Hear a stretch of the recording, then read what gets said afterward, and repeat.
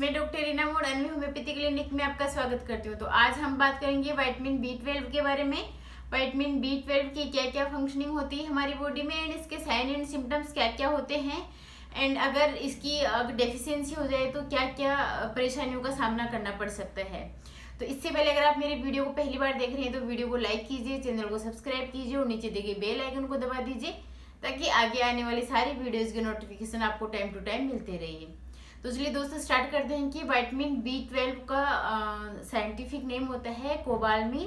Cobalamin ये जो vitamin B12 है ही एक ऐसा विटामिन है जिसके अंदर कोबाल्ट धातु पाया जाता है जो कि अपनी बॉडी के जो संतुलित कार्य प्रणाली में बहुत बड़ी महत्वपूर्ण भूमिका निभाता है।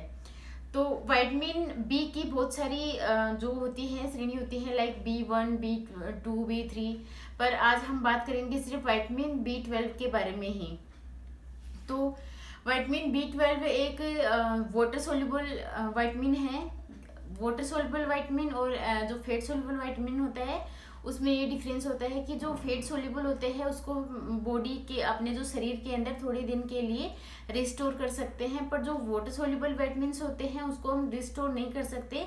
उसको हम डेली इनटेक करना पड़ेगा और फिर वो जो अपने जो अपशिष्ट होते हैं उसके साथ बाहर निकल जाता है, फिर से वापस उसको इनटेक लेना होगा। तो इसलिए अगर आप सप्लीमेंट ले रहे हैं फिर अगर सप्लीमेंट रुक गए तो आप बोलोगे कि भाई सप्लीमेंट लिया था फिर वापस से डेफिशिएंसी हो गई, तो ऐसा नहीं है क्योंकि ये एक वाटर सोल्यूबल है जो अपने वेस्टेज के जो बॉडी के वेस्टेज होते हैं जैसे यूरिन हुआ, पर्सपिरेशन हुआ, इसके थ्रू वापस बाहर निकल जाता है, तो इसका इनटेक प्रॉपर रखना होता है।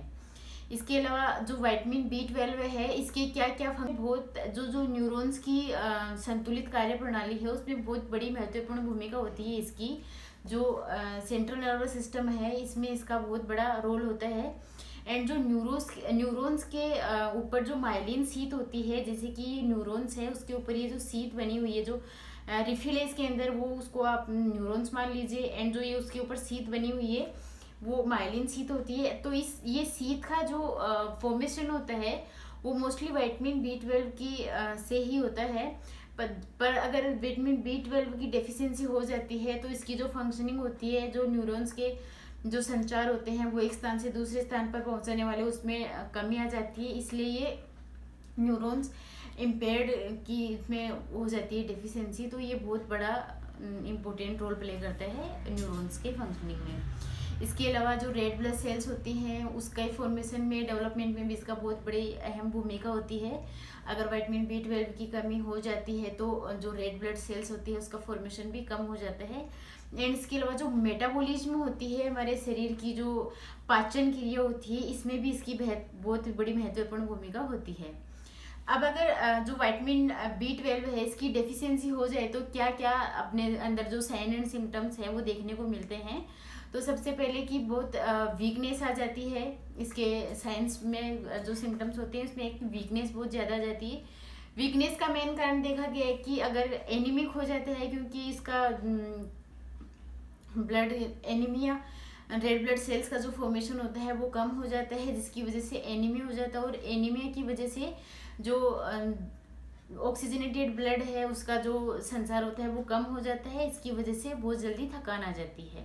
तो ये इसका तो थकान बहुत जल्दी आ जाती है, वीकनेस फीलिंग होती है, एकदम थका थका फील करता है पेशेंट होता है, डलनेस फील होती है।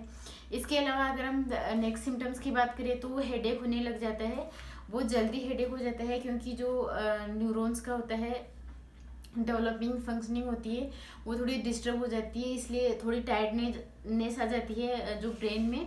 पर मोस्टली जो स्टडी के अंदर पाया गया है कि जो माइग्रेन के पेशेंट होते हैं 80% माइग्रेन के पेशेंट में रिसर्च में पाया गया कि उनकी अगर टेस्टिंग करवाई तो उसमें जो 80% माइग्रेन के पेशेंट थे उसमें विटामिन B12 की डेफिशिएंसी देखी गई है। तो जो माइग्रेन होता है उसमें मोस्टली देखा गया है कि विटामिन B12 की डेफिशिएंसी उन पेशेंट्स में काफ़ी पाई गई है।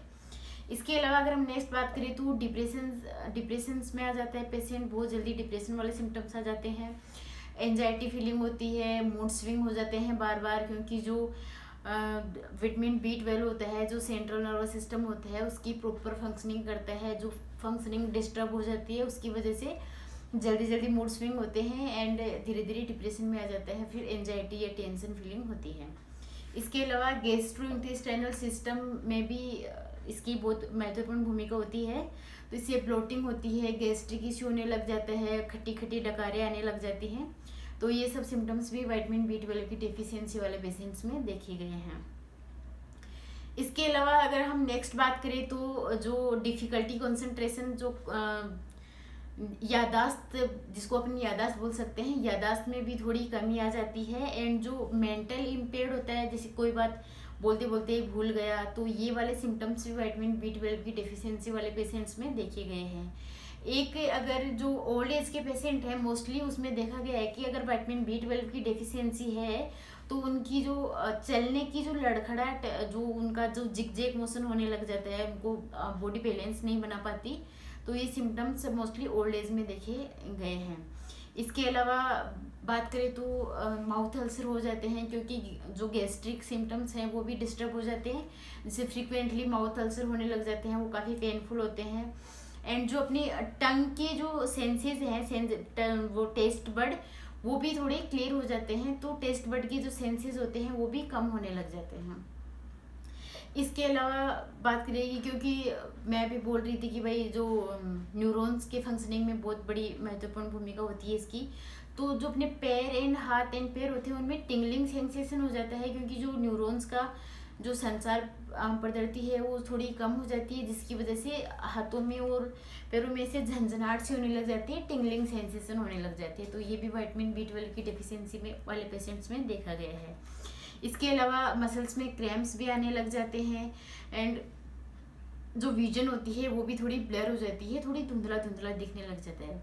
अब ये वाले सारे सिम्टम्स जो हैं वो विटामिन B12 की डेफिशिएंसी में भी हो सकते हैं। एंड ज़रूरी नहीं है कि विटामिन B12 की डेफिशिएंसी से ही हो, ये किसी और रीजन से भी हो सकते हैं।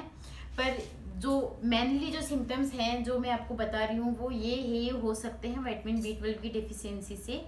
अब क्या क्या कारण हैं जिसकी वजह से मतलब इसको हम एब्जॉर्ब नहीं कर पाते, कमी के क्या क्या कारण है इसके। तो कमी के कारण मेनली यही है कि अगर आप प्रॉपर डाइट नहीं ले पा रहे हैं तो इसकी वजह से आपको इसकी कमी हो सकती है।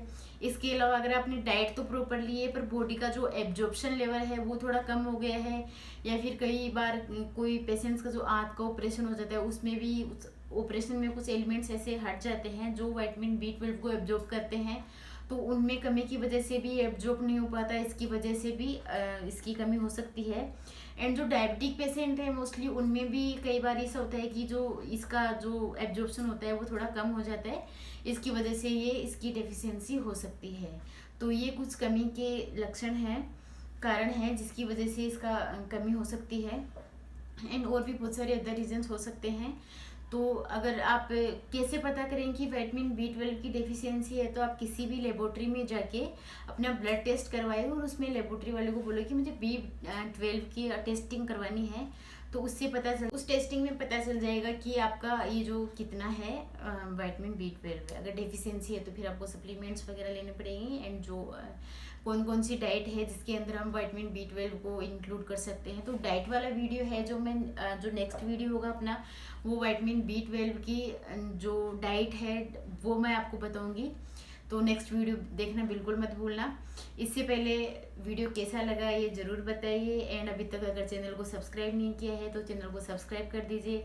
एंड जो साइड में बेल आइकन दिया गया है उसको भी दबा दीजिए ताकि सारी वीडियोज़ के नोटिफिकेशन आपको पहले मिल जाए।